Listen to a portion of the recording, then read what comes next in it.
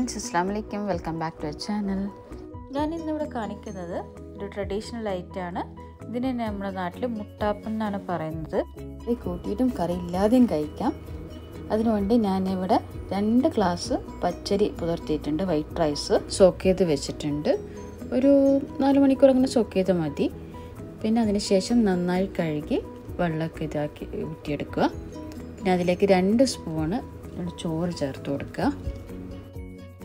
ബ്രേക്ക്ഫാസ്റ്റിന് വേണ്ടി തലേന്ന് രാത്രി അരച്ച് വെക്കണം കേട്ടോ.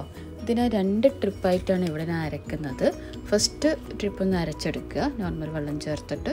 രണ്ടാമത്തെ അരക്കുമ്പോൾ വളരെ കുറച്ച് വെള്ളം ചേർത്ത് അരച്ച് വെക്കുക. കുറച്ച് കട്ടിയാലും പിന്നീട് വേണമെങ്കിൽ അത് ലൂസാക്കാമല്ലോ. പിന്നെ ഒരു രാവിലെ വരെ അത് മിക്സിയിൽ തന്നെ കീപ്പ് ചെയ്ത് വെക്കുക. രാവിലെ അതിലേക്ക് 2 സ്പൂണ് മൈദ ചേർക്കുക. പിന്നീട് അതിലേക്ക് 2 ടീസ്പൂണ് പഞ്ചസാര ചേർത്ത് കൊടുക്കുക. പിന്നെ ടേസ്റ്റ് ഇഷ്ടമാണെങ്കിൽ ഏലക്കായ്, പിന്നെ അതിലേക്ക് ഒരു കോഴിമുട്ട, പിന്നെ കുറച്ച് ബേക്കിംഗ് സോഡ ഓപ്ഷനാണ്. നല്ല പൊങ്ങി വരാൻ വേണ്ടിയിട്ട് ജസ്റ്റ് ചേർക്കുന്നേ ഉള്ളൂ. ഇതെല്ലാം ചേർത്ത് ഒന്നുകൂടി അരക്കുക. മിക്സി ഒന്നും കൂടി ഗ്രൈൻഡ് ചെയ്തതിന് ശേഷം മുമ്പേ അരച്ച് വെച്ചില്ലേ ഒരു ട്രിപ്പ്, അതിൻ്റെ കൂടെ തന്നെ ഒഴിച്ച് എല്ലാം മിക്സ് ചെയ്ത് വെക്കുക.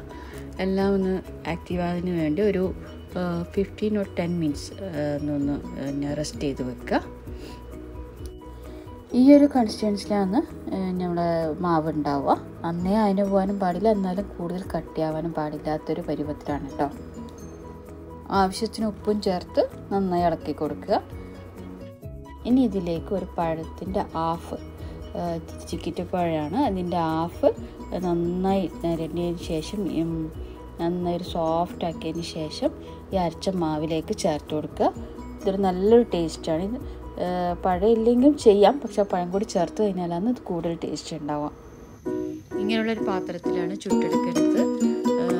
ഓരോ കുഴിയിലും ഒഴിച്ചു കൊടുത്ത് നല്ലൊരു ബോൾ ഷേപ്പിലാണ് ചുട്ടെടുക്കുക.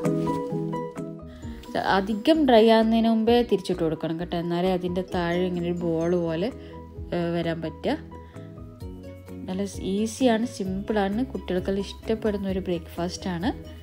വീഡിയോ ഇഷ്ടമായാൽ ലൈക്ക് ചെയ്യുക, കമൻറ്റ് ചെയ്യുക, ഷെയർ ചെയ്യുക. നമ്മുടെ ചാനൽ ഇതുവരെ സബ്സ്ക്രൈബ് ചെയ്യാത്തവരാണെങ്കിൽ സബ്സ്ക്രൈബ് ചെയ്യുക. Thank you for watching.